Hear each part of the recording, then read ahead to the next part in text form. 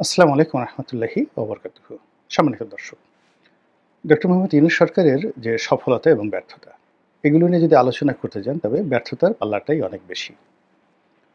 সরকার, যেকোনো সরকারেরই বা যেকোনো মানুষেরই সফলতা থাকে।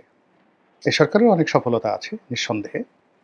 আর সেই সফলতার একটা প্রধান উপলক্ষ হলো আজকে এই আপনাদের সামনে যেভাবে কথা বলতে পারছি বা তাকে নিয়ে বা তার সরকারকে নিয়ে যেভাবে নির্ভয়ে সমালোচনা করতে পারছি, এটা ইউনূস সরকারের একটা বড় সফলতা, যেটি আগে আমরা ভোগ করিনি। তো আমরা কৃতজ্ঞ, আমরা অনেকে কৃতজ্ঞ এবং আমরা যে সমালোচনাগুলো করছি, বিশেষত আমি যে সমালোচনাগুলো করছি, এটার একটা উদ্দেশ্য থাকে যে এর থেকে ডক্টর মোহাম্মদ ইউনূস শিক্ষা গ্রহণ করবেন এবং তিনি সিদ্ধান্ত নিতে পারবেন। আমার সব কথা যে ঠিক তা নয়, কিন্তু আমার যে ভিন্ন মত, এই ভিন্ন মতের কারণে তাদের চিন্তায় যদি একটু ধাক্কা লাগে এবং তারাও যদি একটা ভিন্ন চিন্তা করতে থাকেন, তাহলে সরকারের জন্য অনেক অনেক ভালো হয়। বর্তমান ইউনূস সরকার যে সকল কারণে ব্যর্থতার দিকে এগুচ্ছেন, সেই ব্যর্থতার কতগুলো কারণ, বিশেষ করে ৬-৭টি কারণ আমি আপনাদের সামনে বলব। প্রথম যে কারণ, এটি হলো ডক্টর মোহাম্মদ ইউনূস।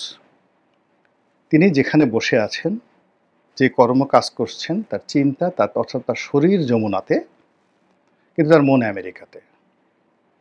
তার শরীর বাংলাদেশে, দেহ বাংলাদেশে, কিন্তু তার চিন্তা এবং চেতনা মহাকাশে, স্টারলিংকে।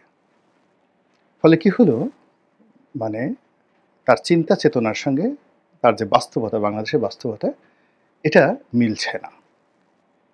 এবং একই সঙ্গে তার যারা লোকজন, তাকে বর্তমান জমানাতে তার যে সকল প্রতিপক্ষ, সে সকল প্রতিপক্ষের সঙ্গে তার তুলনাটাকে তারা অসম্মানজনক মনে করছেন। তারা মনে করছেন তিনি অতি মানব, তিনি মহামানব, তিনি বিশ্বমানব। আর তার প্রতিপক্ষ যারা আছেন রাজনীতিবিদ, তারা ধড়িবাজ, লেখাপড়া জানে না, দুর্নীতিবাজ, গমচোর, তারপরে শেষে মুনাফেক, এমন কোনো অপকর্ম তারা করে না। তো কাজেই একদিকে শ্রেষ্ঠত্ব, অন্যদিকে নিকৃষ্টতা। এর মধ্যে তো শ্রেষ্ঠত্বের জয় হবেই। এটা ধরে নিয়ে তারা নিজেদের জন্য একটা ভাইব তৈরি করে তারা চলাফেরা করছেন। এবং কোনো মানুষের মধ্যে যদি সুপিরিয়র কমপ্লেক্স চলে আসে, কোনো মানুষ যদি নিজেকে শ্রেষ্ঠ ভাবে, ভালো ভাবে এবং প্রতিপক্ষকে যদি দুর্বল ভাবে, তাহলে এটা তার জীবনের সবচেয়ে একটা বড় ব্যর্থতা।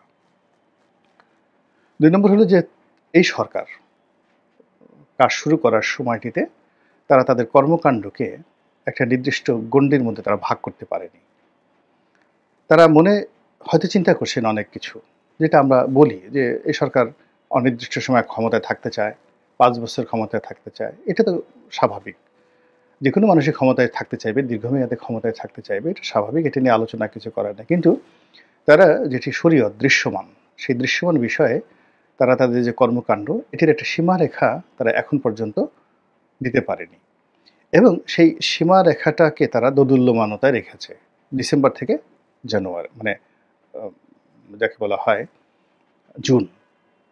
তো এখন দোদুল্যমান কোনো বিষয়, আপনি ধরেন একটা দোলনাতে বসেছেন, তো সেটা ঝুলছে বা পেন্ডুলামের মতো একটা জিনিস ঝুলছে।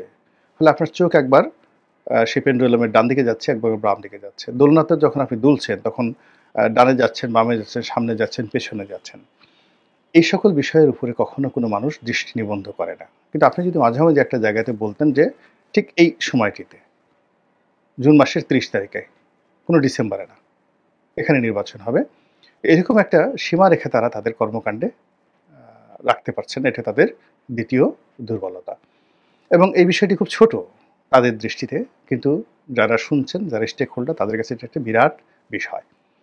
এটা অনেকটা আলো আঁধারির মতো, এটা অনেকটা আলেয়ার মতো। যার জন্য তাকে নিয়ে সন্দেহ করা, তাকে নিয়ে ভয়গ্রস্ত হওয়া, আতঙ্কগ্রস্ত হওয়া, এটা স্টেক হোল্ডারদের জন্য অপরিহার্য হয়ে পড়েছে। ৩ নম্বরে যেটি হচ্ছে সেটি হলো তারা জনপ্রিয় হতে চাচ্ছে। মানে একে যাবৎকালে যে সকল কর্মকাণ্ড, সেই সকল কর্মকাণ্ডের মধ্যে তাদের জনপ্রিয় হওয়ার এবং অমরত্ব লাভের যে আকাঙ্ক্ষা, সেই আকাঙ্ক্ষা তাদেরকে পেয়ে বসেছে। যেখানে দ্রব্যমূল্যের দাম নিয়ন্ত্রণ, তার চেয়ে গুরুত্বপূর্ণ হলো আইনশৃঙ্খলা, ১ নম্বর সমস্যা। তো আইন শৃঙ্খলা রক্ষা করা, এমনকি ভাত খাওয়ার চাইতেও এখন আইন শৃঙ্খলার ব্যাপারে মানুষের কনসার্ন অনেক, অনেক বেশি। এই জায়গাটিতে তারা মনোযোগ না দিয়ে তারা চট্টগ্রাম বন্দর, করিডোর, নতুন ইনভেস্টমেন্ট এই সকল বড়, বড় বিষয়গুলি নিয়ে তারা সুদূর প্রসারী একটা স্বপ্ন জাল তৈরি করার চেষ্টা করছেন। এটাকে বলা হয় পপুলারিজম। রাজনীতিতে আসলে পপুলারিজম যে জিনিসটি এটি হয় না। এটি কোনো অবস্থাতেই ভালো মতো কাজ করে না। তো তারা এই যে পপুলারিজম করার চেষ্টা করছেন, এটি তাদের ৩ নম্বর দুর্বলতা। ৪ নম্বর দুর্বলতা হলো যে তারা একটা ব্র্যাকেটের মধ্যে চলে গেছেন।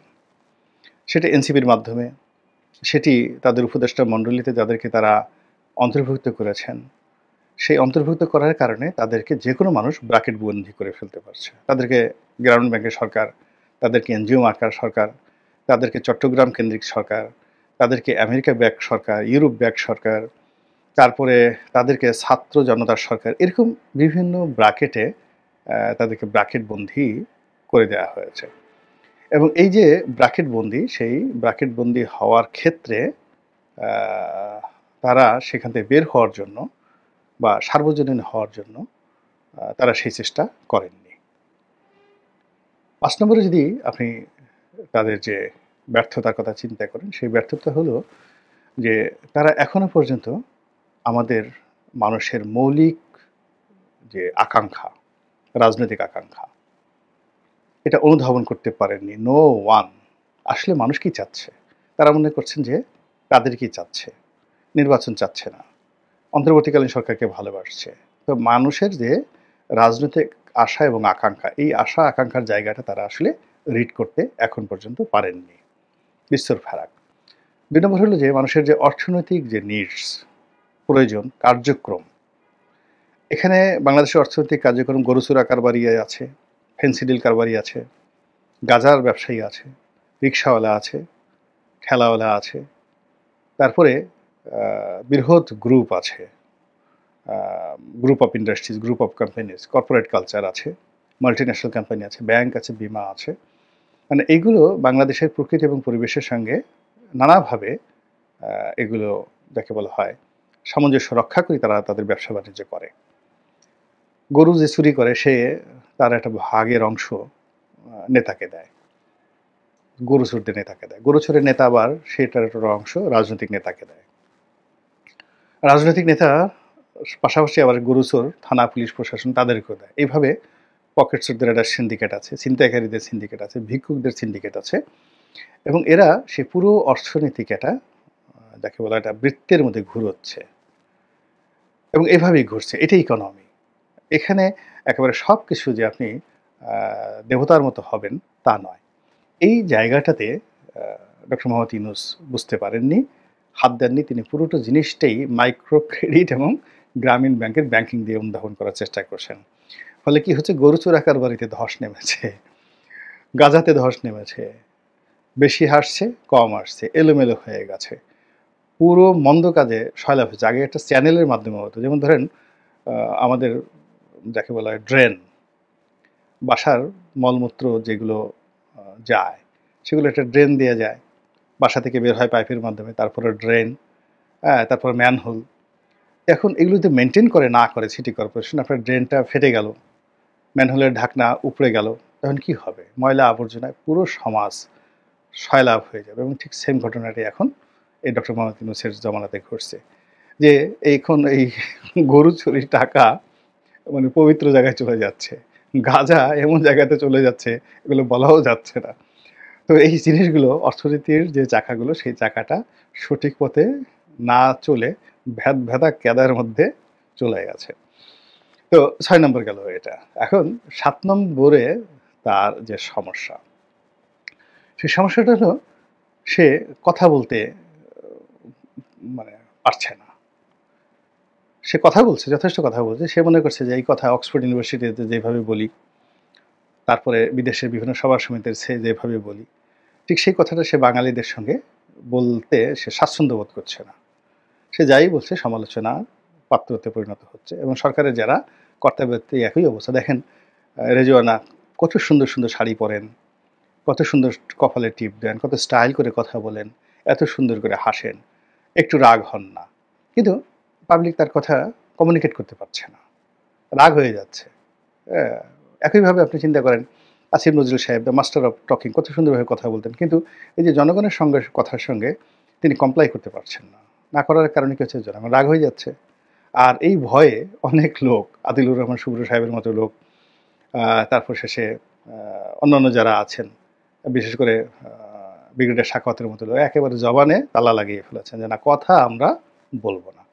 ফলে এই যে তারা যে কথা বলতে পারছেন না এবং কথা শুনতেও পারছেন না, তারা পাবলিকের কথাকে ভীষণ ভয় পাচ্ছেন।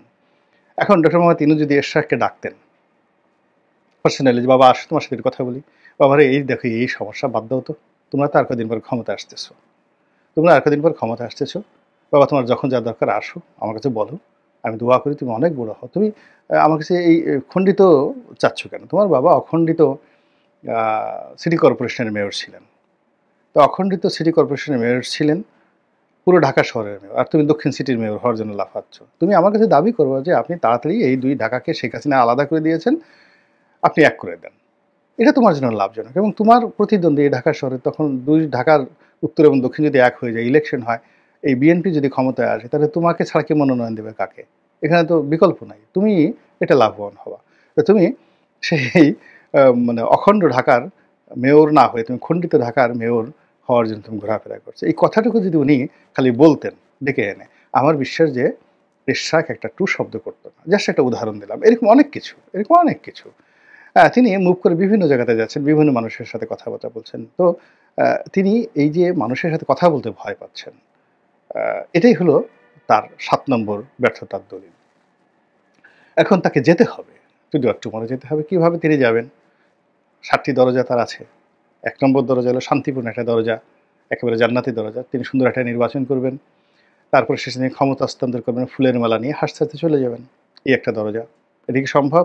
আপনারাই বলেন। ২ নম্বর দরজা হলো যে তিনি ওই যমুনাতেই থাকবেন। তারপর হঠাৎ করে একদিন ওখানে তিনি অসুস্থ হয়ে পড়বেন এবং ওখানেই যা কিছু হওয়ার হবে। আর আমি আগালাম না। ৩ নম্বর দরজা হলো যে তিনি যমুনা থেকে বের হবেন। বের হয়ে বাংলাদেশের মধ্যেই কোনো একটা জায়গাতে যাবেন এবং সেটা সম্মানজনক নয়। ৪ নম্বর দরজা হলো অলনে ছাড়েন, এখন তিনি জাপানে আছেন। তিনি বিদেশে কোনো একটা জায়গাতে যাবেন। তারপরে শেষে আ তাকে যাকে বলা হয় এই বাংলাদেশের যে পরিবেশ পরিস্থিতি সম্পর্কে তিনি জানবেন আর তিনি সেখান থেকে ফেরত আসবেন না। এরকম একটা ঘটনা। ৫ নম্বর জন্য তার যে দরজা, সে দরজাটা হলো তাকে শেখ হাসিনার মতো আ এইভাবে হেলিকপ্টারে করে নিয়ে যাওয়া হবে। তিনি যাবেন তাদের মতো করে। এরকম একটা ঘটনা ঘটতে পারে। ৬ নম্বর দরজা হলো তিনি আ এরশাদের পরিণতি ভোগ করতে পারেন। ক্ষমতাচ্যুত বেগম জিয়ার পরিণতি ভোগ করতে পারেন। আর ৭ নম্বরটা কি হতে পারে? দরজাটার আকার আঙ্গিক আল্লাহ মাফ করুক, ও কথা আমরা স্মরণও করতে চাই না। তার ভাগ্যে কোনটা আছে? আমি ১ থেকে ৭ টা অপশন বললাম। এটার সিদ্ধান্তের মালিক স্বয়ং আল্লাহ রাব্বুল আলামিন। তিনিই সময় মতো ব্যবস্থা করে দেবেন সবকিছু এবং যেটা আমাদের জন্য কল্যাণ হবে সেটাই যেন আল্লাহ ব্যবস্থা করেন। আসসালামু আলাইকুম ওয়া রাহমাতুল্লাহি ওয়া বারাকাতুহু।